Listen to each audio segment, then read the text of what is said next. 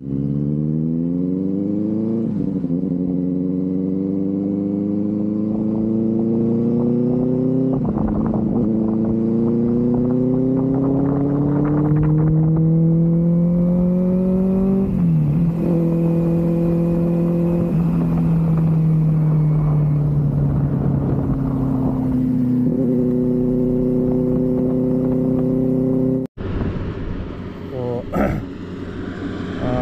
ರೀ, ನಮಸ್ಕಾರ. ಅಂತೂ ಇಂತೂ ಧೂಲೆ ಅಂತ ಹೇಳೋ ಜಾಗದಿಂದ ಹೊರಟೆ. ಈಗ ಬೆಳಿಗ್ಗೆ 7 ಗಂಟೆ ಆಗಿದೆ. 6:45 ಸಮಥಿಂಗಿಗೆ ಹೊರಟು 6:55 ಅಷ್ಟೊತ್ತಿಗೆ ಒಂದು 70 ಕಿಲೋಮೀಟರ್ಸ್ ಕವರ್ ಮಾಡ್ಕೊಂಡೆ. ಲೈಕ್ ರೋಡು ಲಿಟ್ರಲಿ ಸೈಕ್ ಅಂದ್ಕೊಳ್ಳಿ. ಸೈಕ್ ಅಂದರೆ ನಾನು ಜೀವಮಾನದಲ್ಲಿ ಈ ಥರ ರೋಡಲ್ಲೆಲ್ಲ ಓಡಿಸ್ಲಿಲ್ಲ. ಇದಕ್ಕೆ ಹೇಳೋದು, ದೇಶ ಸುತ್ತಿ ನೋಡಬೇಕು. ಇನ್ನು ಯಾರು ಕೇಳಿದ್ರು ಧೈರ್ಯವಾಗಿ ಹೇಳ್ಕೊಳ್ಬೋದಾ, ಇಂತಿಂಥಲ್ಲಿ ಹೋಗಿದ್ದೆ, ಈಗೀಗಿತ್ತು, ಇಂತಿಂಥ ರೋಡು, ಹಿಂಗೆ ಎಕ್ಸ್ಪೀರಿಯನ್ಸು, ಇಷ್ಟು ಕಡೆ ಸುತ್ತಾಡಿದೆ, ಇಷ್ಟು ಜನರನ್ನ ಮೀಟ್ ಮಾಡಿದೆ, ಹಾಗೆ ಹೀಗೆ ಅಂತ. ಸೊ ಹಾಗೆ ಹೇಳ್ತಾ ಇನ್ಸ್ಟಾ 360 ಗೊತ್ತಿಲ್ಲದೆ ಆಗಲೇ 23 ನಿಮಿಷ ಕಂಟಿನ್ಯೂಸ್ ರೆಕಾರ್ಡ್ ಮಾಡಿದ್ದು ವೀಡಿಯೋ ಇದೆ. ಅದನ್ನು ನಾನು ಆ್ಯಕ್ಚುಲಿ ಪ್ರೀವಿಯಸ್ ವ್ಲಾಗಲ್ಲಿ ಹಾಕ್ತೀನಿ, ಅಥವಾ ಈಗ ಈ ವಿಡಿಯೋದಲ್ಲಿ ಹಾಕೋದು ಬೆಸ್ಟ್. ಗೊತ್ತಿಲ್ಲ, ಎಡಿಟ್ ಮಾಡಬೇಕಾದ್ರೆ ನೋಡ್ತೀನಿ ಯಾವುದು ಸರಿ ಆಗುತ್ತೆ, ಹಾಗೆ ಮಾಡೋಣ. ಸೊ ಇನ್ನು ಹೊರಡೋಣ, ಟೈಮ್ ವೇಸ್ಟ್ ಮಾಡೋದು ಬೇಡ. ಬಿಕಾಸ್ ಇವತ್ತು 480 ಕಿಲೋಮೀಟರ್ಸ್ ಕವರ್ ಮಾಡೋಕ್ಕಿದೆ. ಆಲ್ಮೋಸ್ಟ್ 550 ಕಿಲೋಮೀಟರ್ಸ್ ಅಂತ ಇಟ್ಕೊಂಡ್ರು ಕೂಡ ಕರ್ನಾಟಕ ಬಾರ್ಡ್ರ್ ಅಥವಾ ವಿಜಯಪುರಕ್ಕೆ ತಲುಪ್ತೀನಿ. ಈಗ ಮ್ಯಾಟ್ರ್ ಅಂದರೆ ಕುಂಡಿ ನೋವು. ಎಷ್ಟೇ ಸಾಫ್ಟ್ ಇದ್ದರೂ ಕುಂಡಿ ನೋವು ಮಾತ್ರ ಕಮ್ಮಿ ಆಗೋದಿಲ್ಲ ಅಲ್ಲ ಗುರು. ಬನ್ನಿ, ಇನ್ನೇನು ಮಾಡೋಕ್ಕಾಗಲ್ಲ, ಅಂಡಿಗೆ ನೀರು ಇಕ್ಕೊಂಡಾದ್ರೂ ಓಡಾಡೋಣ. ನಾರ್ತ್ ಇಂಡಿಯಾ ಬಂದು ಪಾವ್ ಭಾಜಿ ಎಲ್ಲ ತಿನ್ನೋದಿದ್ರೆ ಬಂದು ಪ್ರಯೋಜನ ಇಲ್ದಂಗೆ ಆಗ್ಬಿಡುತ್ತೆ. ಇದು ತಿನ್ನೋಣ ಅಂತೇಳಿ ಕೂತೆ, ಆ್ಯಂಡ್ ಕಣ್ಣು ನೋಡಿ ಹೇಗಾಗಿದೆ. ಅವು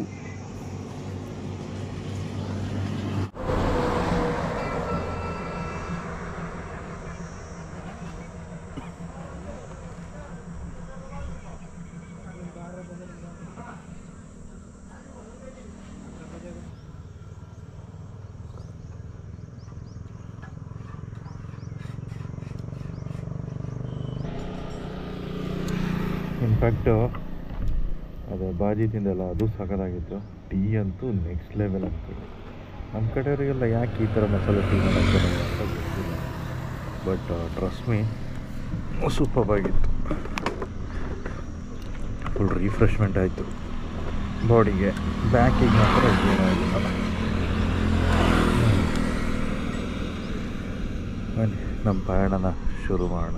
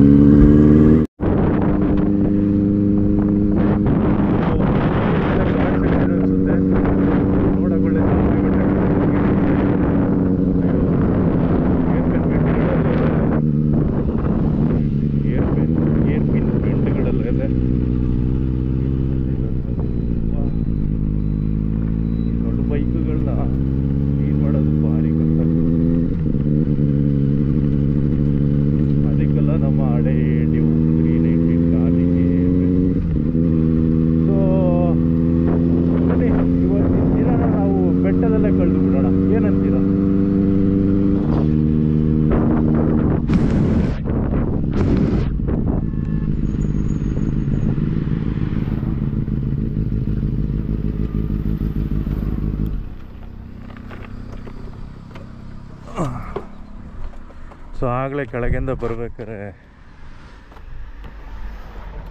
ಈ ಬೆಟ್ಟನ ತೋರಿಸ್ಕೊಂಬಂದೆ.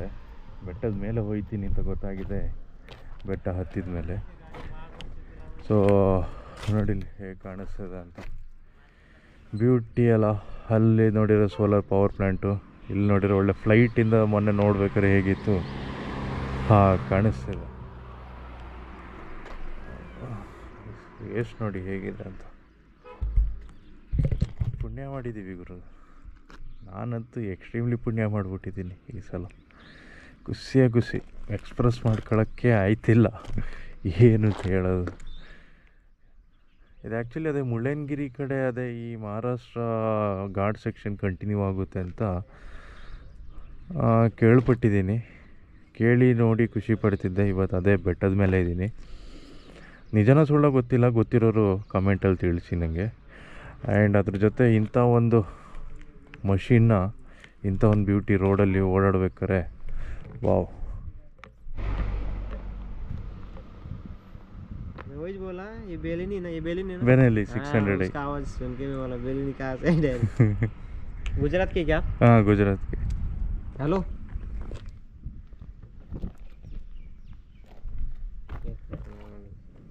बोल लगा अलग मोटी गाड़ी वाह भी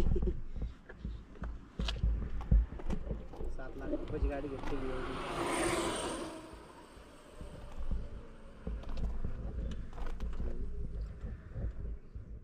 हाँ भैया.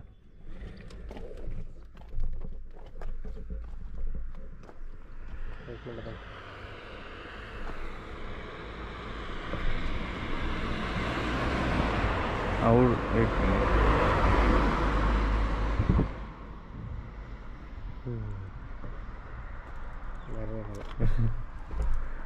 ठीक है.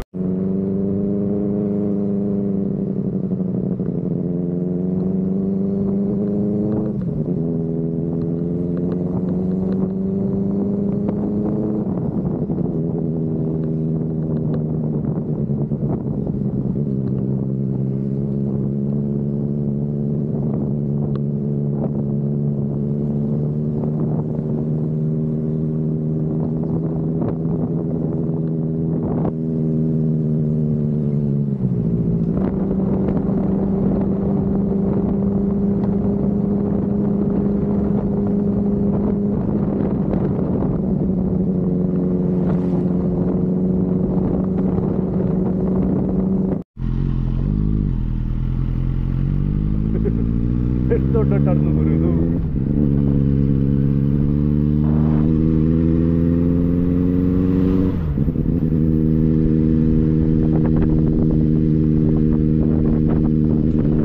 ಇಲ್ಲೆಲ್ಲ ರೋಡ್ ಮಾಡಿದಾರಲ್ಲ, ಮೆಚ್ಚಬೇಕು ಬಿಡಿ, ಏನೇ ಹೇಳಿ. ಆಪ್ಷನ್ ಇಲ್ದಾಗ ಬೆಟ್ಟ ಬರ್ಬೇಕಾದ್ರೆ ಆಕಾಶಕ್ಕೂ ದಾರಿ ಮಾಡಬೇಕಾಯ್ತದೆ. ಅಲ್ಪ ಸ್ವಲ್ಪ ವಾಯ್ಸ್ ಕೇಳಿಸ್ತಿರ್ಬೋದು. ನನ್ನ ಹಾಳದ ಗಜನಿ ತಲೆಯಿಂದಾಗಿ ಐಟಮ್ ತರಕ್ಕೆ ಮರ್ತೋದ್ನ ಎಲ್ಲರೂ ಬಿಟ್ಟು ಬಂದೆ ಅಂತ ಹೇಳೋದೇ ಮರ್ತೋಗಿದೆ ಅಂತ ಮನ್ಸ ನಾನು.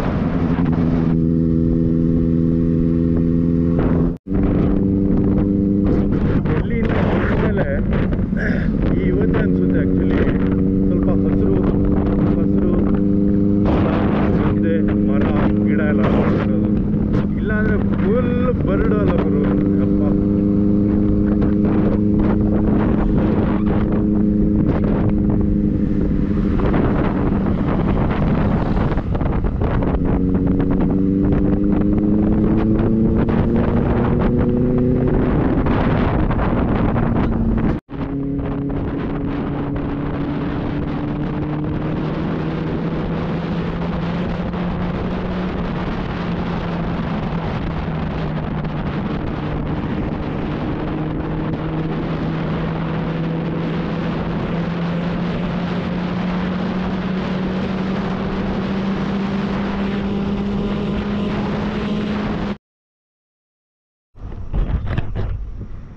ಸೊ ಸೀನ್ಗಳಾಗ್ಬಿಟ್ಟು ಹೇಳ್ತೀನಿ ಏನಂತ.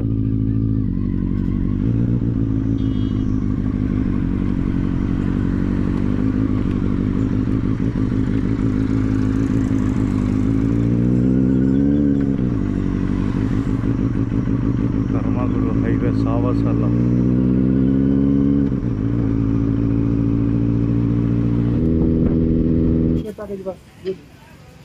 ಹತ್ತುವರೆಯಿಂದ 12:30 ಆಯಿತು ಬರೀ 2 hours ರೈಡ್ ವೇಸ್ಟ್. ಸೊ ಎಲ್ಲ ಒಳ್ಳೇದಾಗಬೇಕಾದ್ರೆ ಏನಾರು ಒಂದು ಕೆಟ್ಟದ್ದು ಬೇಕಲ್ಲ, ಹಾಗೆ ಟಯರ್ ಹೊಡೆದು ಓಪನ್ ಹಾಕೊಂಡ್ಬಿಡ್ತು, ಹಾಗೆ ಸರಿ ಮಾಡಿಸ್ಕೊಂಡು ಕೂತಿದ್ದೀನಿ. ಸೊ ಆಲ್ಮೋಸ್ಟ್ ಒಂದು 2 hours ವೇಸ್ಟ್ ಆಯ್ತು ಅಂದ್ಕೊಳ್ತೀನಿ ಇವತ್ತು.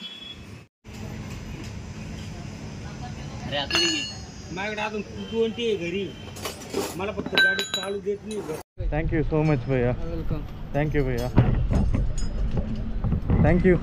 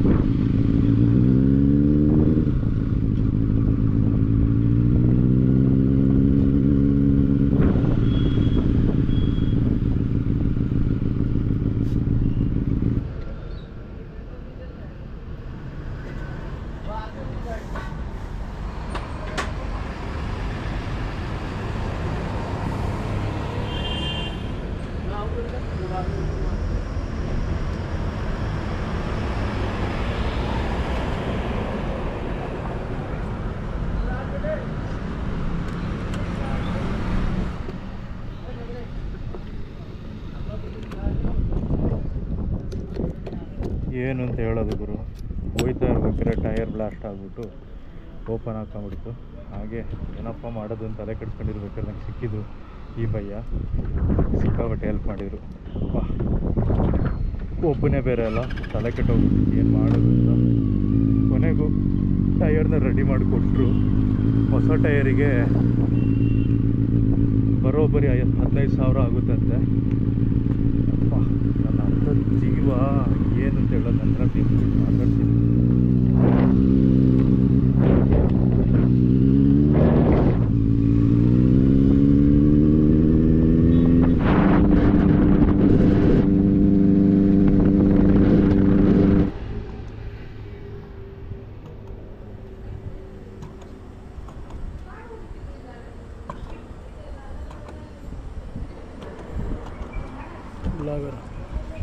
ಮೋಕ್ಷಿತ್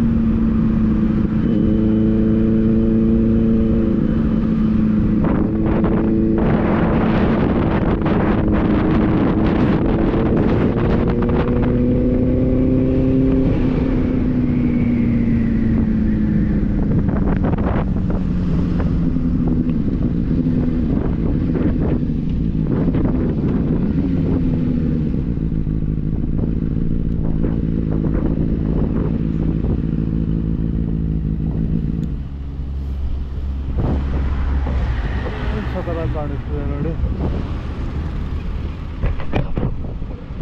ಅಷ್ಟು ಕ್ಲೌಡ್ಸ್ಗಳು, ಆಚೆ ಈಚೆ ಬೆಂಡೆ ಮಧ್ಯದಲ್ಲಿ ದಾರಿ, ಅದ್ರ ಮಧ್ಯದಲ್ಲಿ ನಾನು ಫುಲ್ ನೀಟಿರೋದು. ಟೈರೆಲ್ಲ ಅಂಟಂಟಾಗಿ ಹೋಗಿದೆ ಅಲ್ಲ ಗುರು.